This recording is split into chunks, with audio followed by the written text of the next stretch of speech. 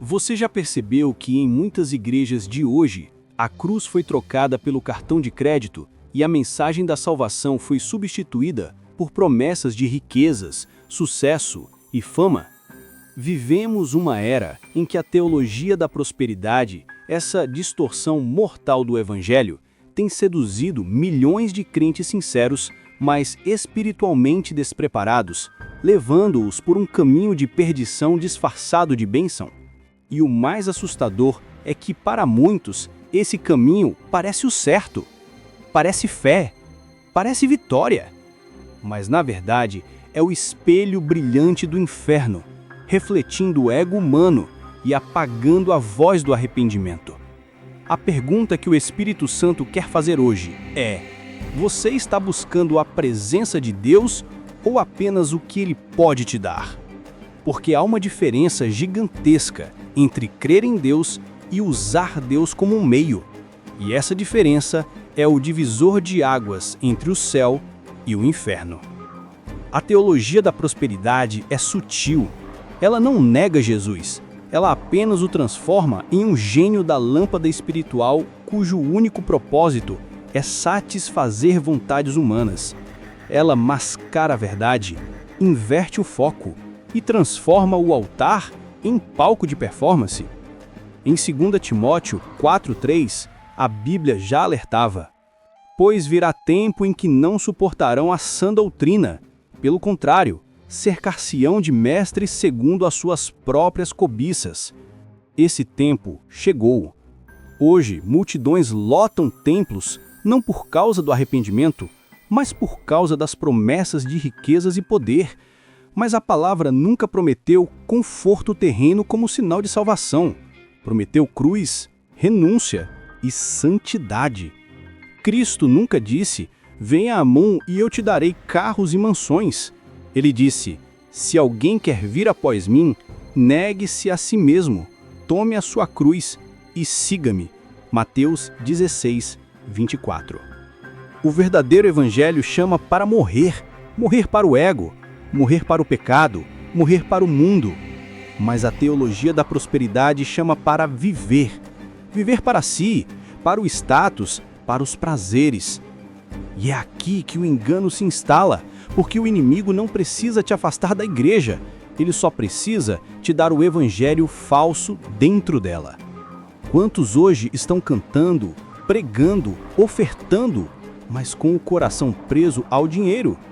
Quantos medem a presença de Deus pelo tamanho da bênção material? Quantos confundem prosperidade com propósito?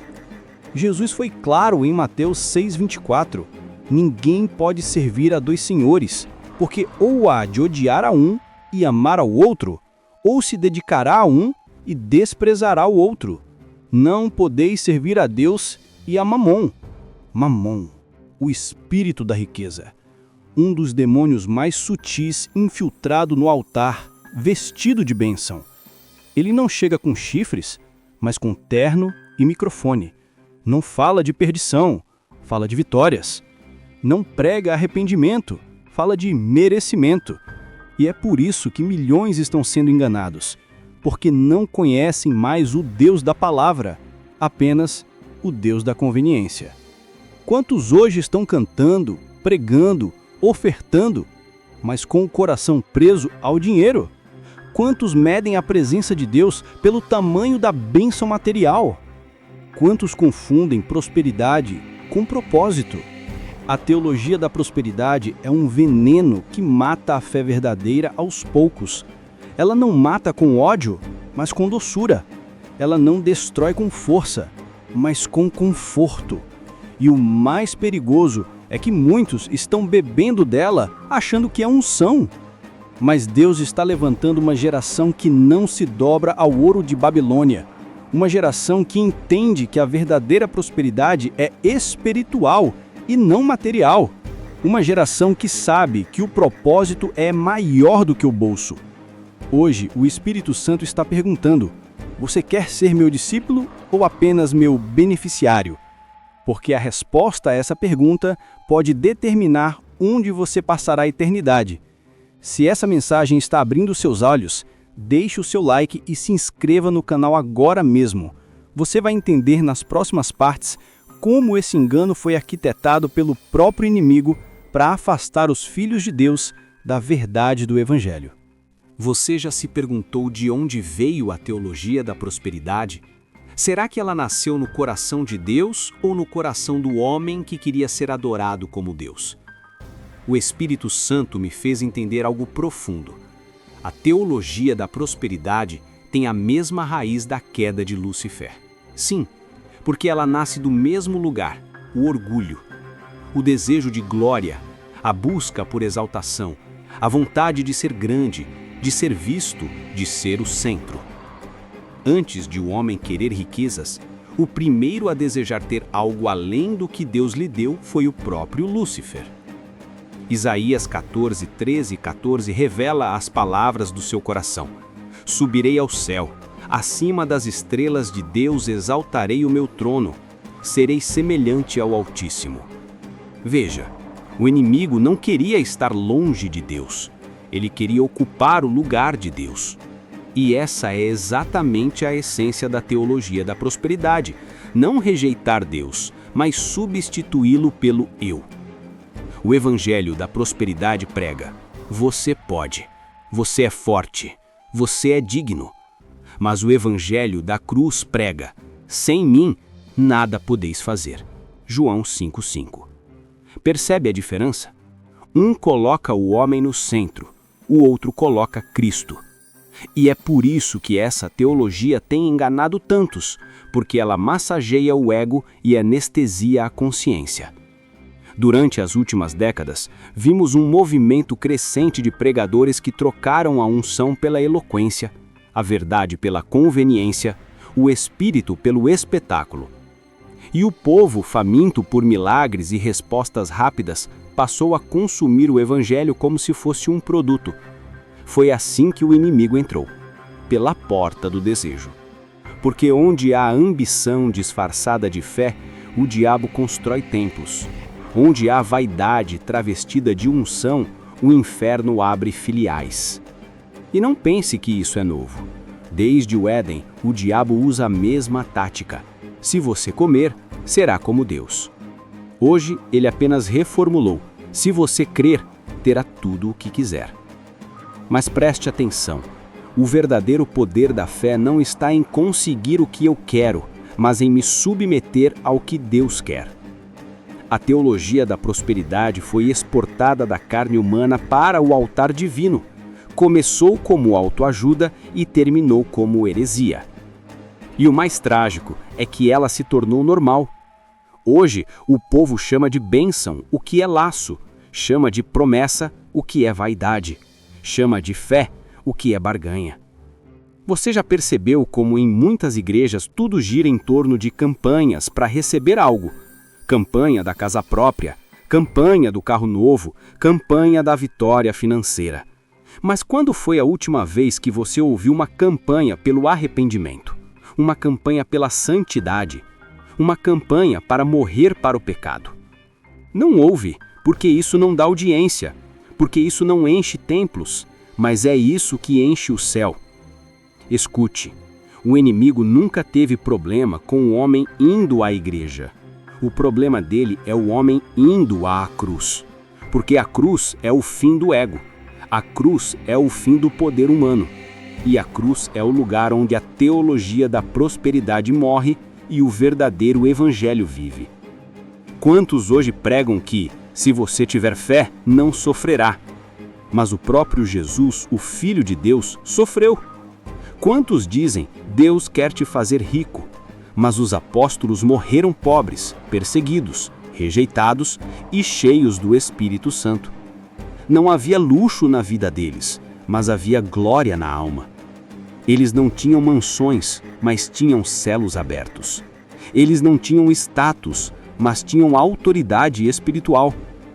O inferno treme diante de um cristão quebrantado, não diante de um cristão milionário.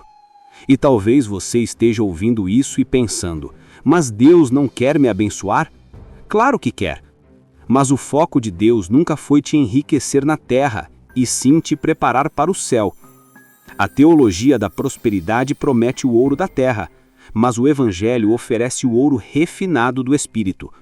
Um termina em frustração, o outro em salvação. E o Espírito Santo me mostra algo. Há pessoas que perderam a comunhão com Deus tentando provar que eram abençoadas. Perderam a humildade tentando mostrar vitória. Mas Deus não precisa de palco para provar quem Ele é. Ele precisa de corações quebrantados. Cuidado com a mensagem que promete glória sem renúncia, vitória sem cruz, bênção sem arrependimento. Porque esse é o Evangelho que o inferno ama e que o céu rejeita. Você já parou para pensar no que acontece quando uma geração inteira começa a seguir um Cristo que nunca falou de arrependimento, mas só de riqueza? Quando as pessoas trocam a santidade pela ambição, quando o altar se transforma em palco e o ministério vira negócio. O Espírito Santo me mostrou algo assustador. A teologia da prosperidade não apenas distorce o Evangelho, ela prepara o caminho para o anticristo. Sim, porque o anticristo virá prometendo exatamente isso: paz, abundância, sucesso e segurança, sem a necessidade de conversão. E o mundo, acostumado com pregadores que vendem bênçãos, vai abraçá-lo de braços abertos. Você consegue sentir o peso disso? Estamos criando uma geração que ama as promessas de Deus, mas não suporta ouvir sua voz. Querem o trono, mas rejeitam o Calvário. Querem a coroa, mas sem as marcas dos cravos. E é por isso que há tantos cristãos frustrados, feridos, decepcionados com a fé. Não é que Deus falhou, é que pregaram um Deus que nunca existiu. Um Deus que diz: te darei tudo o que pedires. Mas o verdadeiro Deus diz: nega-te a ti mesmo, toma a tua cruz e segue-me.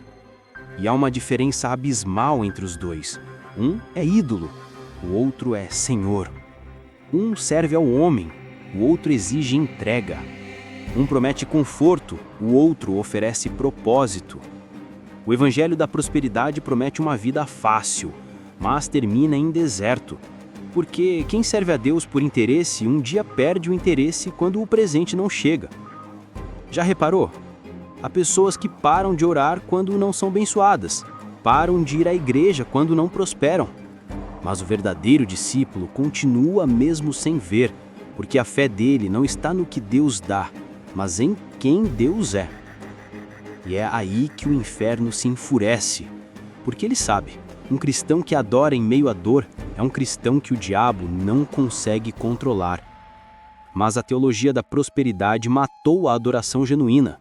Hoje muitos só levantam as mãos quando tudo está bem. Muitos só cantam quando o saldo está positivo. Mas o céu se move mesmo é quando alguém, em lágrimas, ainda diz: Senhor, ainda que não haja fruto na videira, ainda assim eu me alegrarei em ti. Entenda, Deus não está te testando com a falta, Ele está te ensinando a confiar. E quando o povo de Deus entende isso, o diabo perde a força. Mas quem se alimenta do evangelho da prosperidade nunca amadurece espiritualmente. Sabe por quê? Porque vive de expectativa material, não de revelação espiritual. Vive pedindo bênçãos, mas nunca busca o doador. E o pior, muitos pastores se renderam a esse sistema, trocaram a presença de Deus por aplausos. Pregam para manter a popularidade, não a pureza. Mas escute, o altar não é lugar de status, é lugar de sacrifício. Quantos hoje estão pregando mensagens que o céu não reconhece? Usam o nome de Jesus, mas o Espírito Santo não está mais ali. As pessoas saem emocionadas, mas não transformadas. Sentem alívio, mas não arrependimento. Choram, mas continuam no pecado. O que adianta encher a igreja e perder o céu? O que adianta multiplicar ofertas e dividir a verdade? O que adianta conquistar o mundo inteiro e perder a alma? Marcos 8,36. O inferno está cheio de pessoas que frequentaram templos, mas nunca conheceram o Deus do templo. E é por isso que essa mensagem precisa ser dita, porque o silêncio sobre esse tema é cúmplice da perdição. Sabe o que mais dói? ver cristãos se afastando de Deus porque o Deus da prosperidade não cumpriu suas promessas. Mas esse Deus nunca foi o Deus da Bíblia. Deus nunca te prometeu uma vida sem provações. Ele te prometeu presença em meio às provações. Ele nunca disse que você teria tudo o que quer, mas garantiu que você teria tudo o que precisa para permanecer fiel até o fim. O Evangelho verdadeiro não te enriquece, ele te purifica. Não te exalta, ele te humilha diante da glória. Não te promete o ouro da terra, mas a coroa incorruptível do céu. E aqui vai uma verdade dura, mas libertadora. Muitos que pregam prosperidade hoje estão espiritualmente falidos. Tem dinheiro, mas não tem paz. Tem templos, mas não tem presença. Tem seguidores, mas não tem salvação. O verdadeiro tesouro não está em cofre, está em corações quebrantados diante do trono. Então, antes de pedir mais bênçãos, pergunte a si mesmo: eu ainda quero o Deus da cruz ou só o Deus das bênçãos? Porque o Deus da cruz salva, mas o Deus das bênçãos ilude. Deus me mostrou que há um espírito sorrateiro agindo no meio da igreja. Um espírito que não grita, não causa escândalo, mas vai minando o coração aos poucos. O nome dele é cobiça. E ele é o combustível secreto da teologia da prosperidade. A cobiça é disfarçada de fé. É a inveja travestida de esperança. É o desejo de ter mais, fingindo ser o desejo de ser abençoado. Quantas vezes você já ouviu alguém dizer: eu quero ser próspero para ajudar os outros? Mas lá no fundo, o desejo é ser admirado. É ouvir: olha como Deus o abençoou. É sentir-se mais espiritual porque tem mais dinheiro. E o Espírito Santo está dizendo agora: isso não é prosperidade, é idolatria. A Bíblia diz em Colossenses 3,5: a avareza é idolatria. Ou seja, quando o dinheiro ocupa o trono, Cristo é empurrado para fora. Quando o coração se enche de ambição, o altar se esvazia da presença. E aqui está a verdade que liberta. Você só vence o espírito da cobiça quando aprende a se satisfazer em Deus. Não é quando você tem tudo, é quando você entende que Ele é tudo. Quando o apóstolo Paulo diz: aprendi a viver contente em toda e qualquer situação, Filipenses 4,11, ele não estava em um palácio, ele estava em uma prisão. E mesmo assim ele estava em paz, porque a presença de Deus era mais valiosa que qualquer tesouro terreno.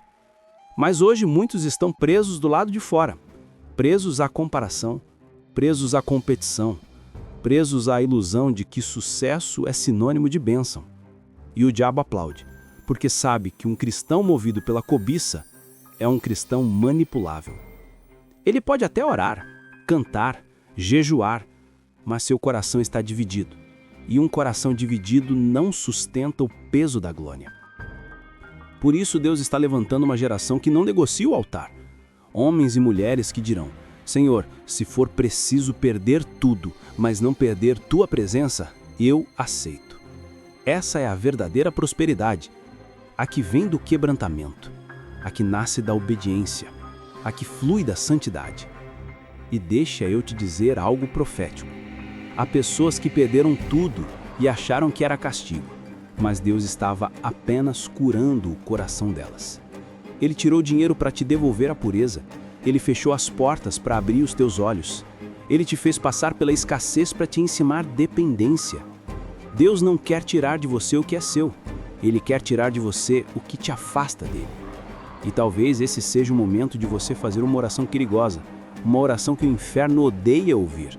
Senhor, se algo que tenho me está afastando de Ti, tira de mim. Se o meu sucesso está me matando por dentro, quebre o meu orgulho. Se a minha fé virou comércio, me restaura com lágrimas. É essa oração que separa os discípulos dos fãs, os filhos dos consumidores da fé, os remanescentes dos religiosos. Deus não está procurando quem sabe pregar, Ele está procurando quem ainda chora na presença dEle, quem ainda sente peso pelo pecado, quem ainda é capaz de dizer: eu prefiro Jesus, mesmo que Ele não me dê nada. Porque quando o diabo vê um crente assim, ele foge. Ele percebe que não há moeda capaz de comprar esse coração. E é isso que destrói o espírito da cobiça, a rendição total. Você quer vencer esse espírito? Então volte ao primeiro amor. Ore não para pedir, mas para agradecer. Leia a Bíblia não para buscar promessas, mas para ouvir a voz de quem te amou primeiro. Sirva mesmo sem reconhecimento, doe mesmo sem retorno e adore mesmo em silêncio. Essa é a revolução espiritual que o céu está provocando agora. Uma geração que troca o luxo pela unção, que prefere a lágrima sincera pela falsa aparência, que não mede vitória por saldo bancário, mas pela pureza do coração. E quando Deus encontra alguém assim, Ele confia o verdadeiro tesouro, sua presença. Mas, antes de terminar, quero te lembrar. Se essa palavra está te despertando, se inscreva no canal, deixe o seu like e compartilhe com alguém que precisa ouvir essa verdade. Isso ajuda essa mensagem a alcançar mais vidas e continuar libertando corações. Existe uma verdade que poucos têm coragem de pregar. Deus vai julgar essa geração, inclusive dentro da igreja. O juízo não começará no mundo, mas na casa de Deus. É o que está escrito em 1 Pedro 4,17. Porque já é tempo que comece o julgamento pela casa de Deus. E esse julgamento já começou. Você o vê nos púlpitos vazios de unção, nas canções sem lágrimas, nas orações que soam bonitas, mas não tocam o céu. O Espírito Santo está sendo trocado por aplausos. A santidade está sendo vendida como se fosse um produto. E enquanto o povo vibra com promessas de riqueza, o inferno está enchendo o bolso com almas enganadas. Mas Deus não ficará calado. Ele está levantando vozes proféticas, pessoas que não se venderam, que não têm medo de perder seguidores, que não estão em busca de aplausos, mas de arrependimento. E talvez você seja uma delas. Porque se essa palavra arde no seu coração, não é um vídeo que você está ouvindo, é um chamado. O céu está dizendo: volte para mim antes que seja tarde. O Espírito Santo está gritando nas entrelinhas da tua alma: eu não te chamei para viver de promessas humanas, mas para carregar a minha presença. O verdadeiro evangelho nunca prometeu conforto, prometeu cruz. Nunca prometeu fama, prometeu renúncia. Nunca prometeu riqueza, prometeu salvação. Mas há um segredo aqui que o inimigo tenta esconder. Quem escolhe a cruz, recebe a coroa. Quem perde tudo por amor a Cristo, descobre que Ele é tudo. Você quer o poder de Deus? Então volte ao altar. Volte a jejuar, a chorar, a se arrepender. Deixe o Espírito Santo quebrar o orgulho, esvaziar o coração, restaurar a verdade. Porque está chegando o tempo em que as máscaras vão cair. A luz vai expor o engano. E os falsos evangelhos, os da barganha, da ostentação e do sucesso fácil, vão se dissolver diante da glória de um Deus que não divide sua presença com o orgulho humano. Haverá uma limpeza espiritual sobre a terra. E quem estiver com o coração preso nas riquezas será deixado de lado. Mas quem estiver com os joelhos no chão será levantado como remanescente.